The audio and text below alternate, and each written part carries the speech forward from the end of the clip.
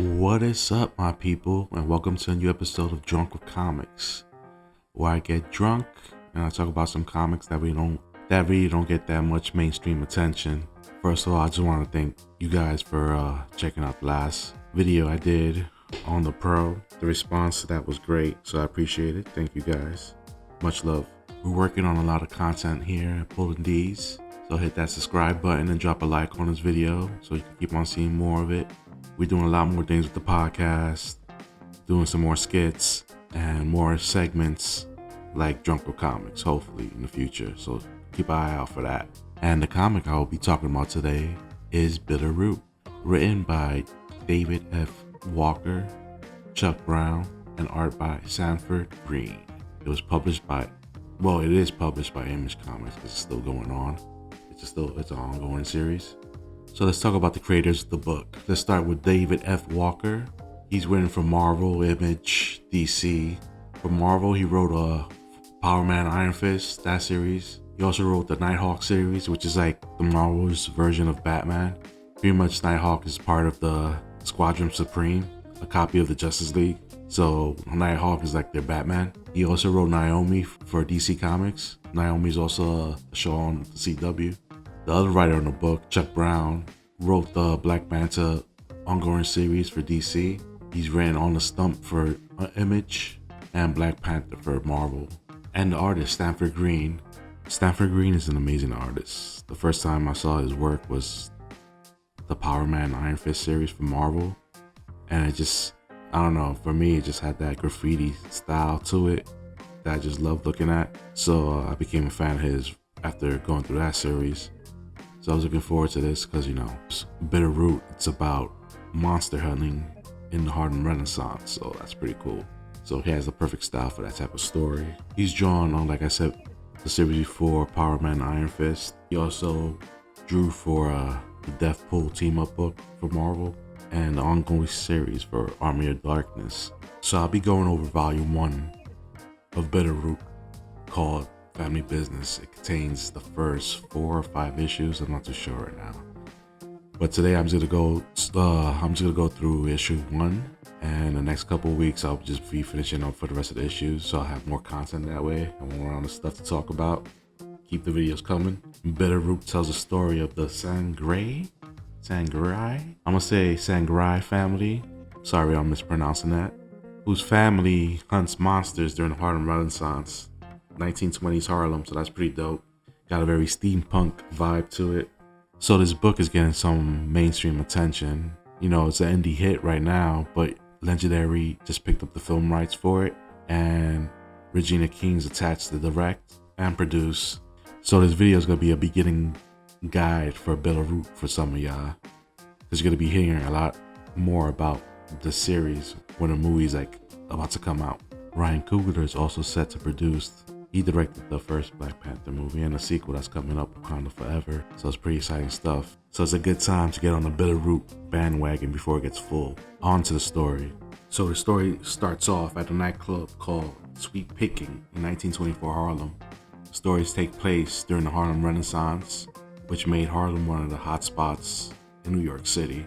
We're introduced to a couple, Ozzy and Ruby. So there's a little Easter egg here for you guys. Ozzy and Ruby, I'm pretty sure it's supposed to be Ozzy Davis and Ruby Dee, legendary Hollywood couple. Look up their movies. They've been in some good stuff. My personal favorite, Do the Right Thing. So they leave the club and take a walk to the park when they're attacked by a monster.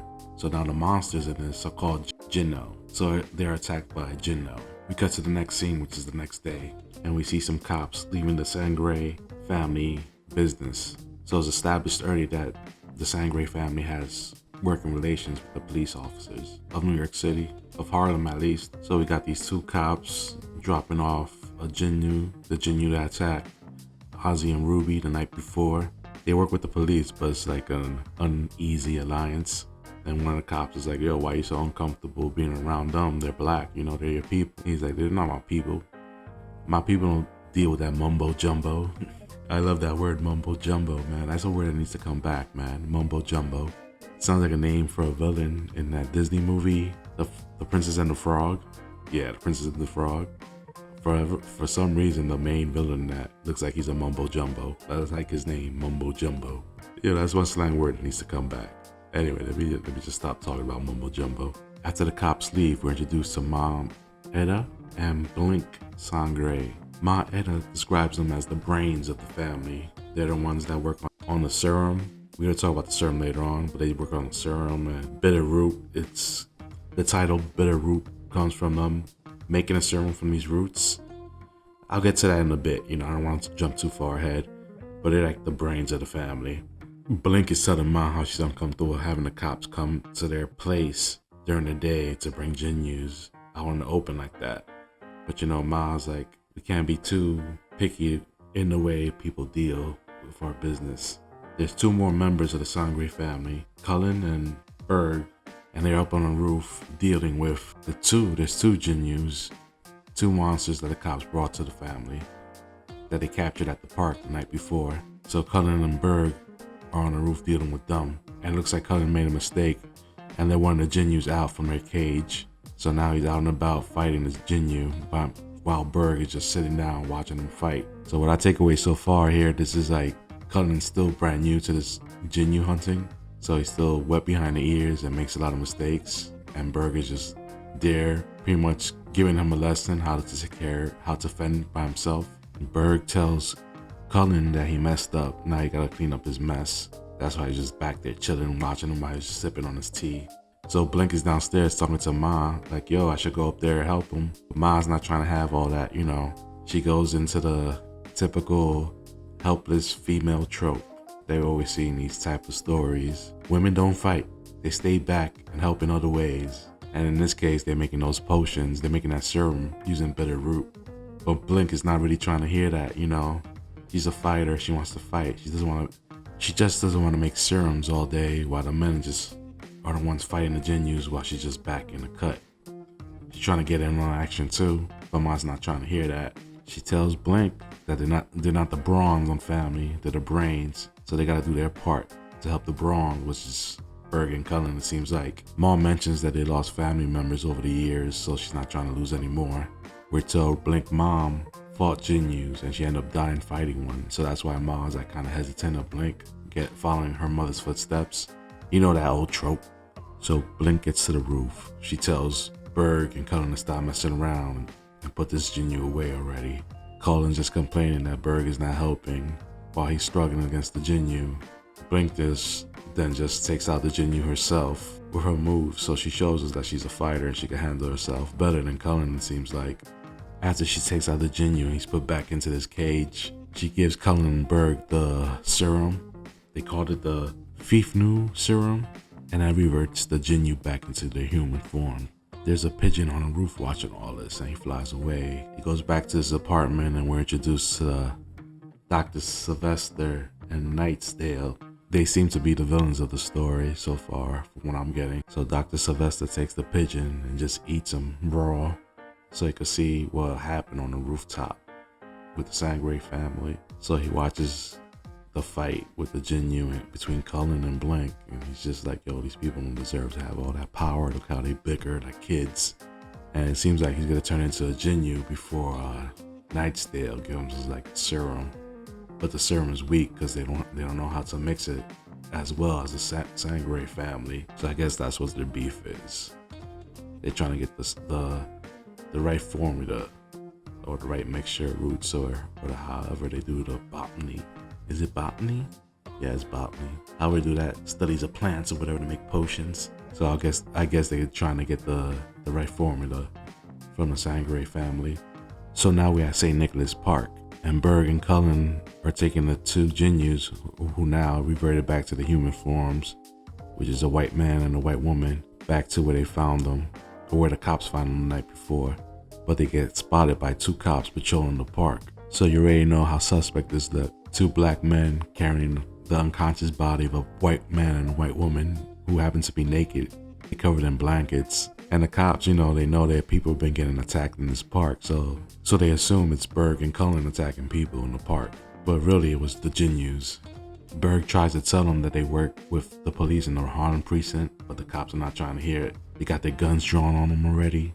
It's not looking too good. Berg is still trying to explain himself when there's like a big ass jinoo like behind the cops appearing and shit. And the cops the cops don't notice, and Berg and Cullen are trying to warn them.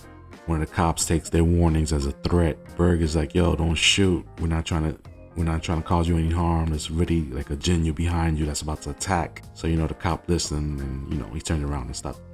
Wrong. He shoots at Berg and Cullen. Berg deflects the bullets with his staff that he carries around with him, which is pretty dope. So none of the bullets hits him or Cullen. Right after that happens, the jinoo just chops off both cops' heads, like clean off, chop. And Cullen's telling Berg that, yo, I never seen a jinoo this big before, and this jinoo is like some big bird, weird looking monster. It looks terrifying. It's like one of the things that I'm looking forward to seeing live action, like how they pull this off. But the jinoo tells him to stay back, like the jinoo seems like he doesn't want any problems. Berg doesn't listen, man. Berg just goes in fighting. Jinoo, like he lands a couple hits, but the jinoo just knocks him out with one hit.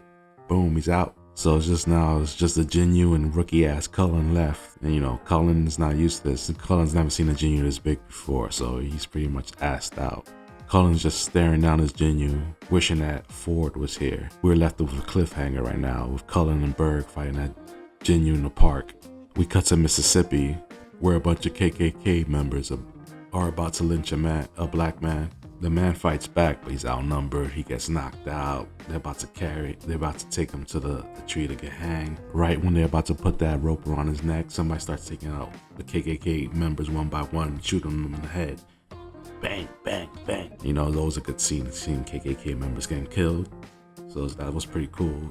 It's a pretty badass introduction to who I'm assuming is Ford, who's revealed at the last panel of this comic, and that's when the issue ends. So we are left with quite a cliffhanger, my friends.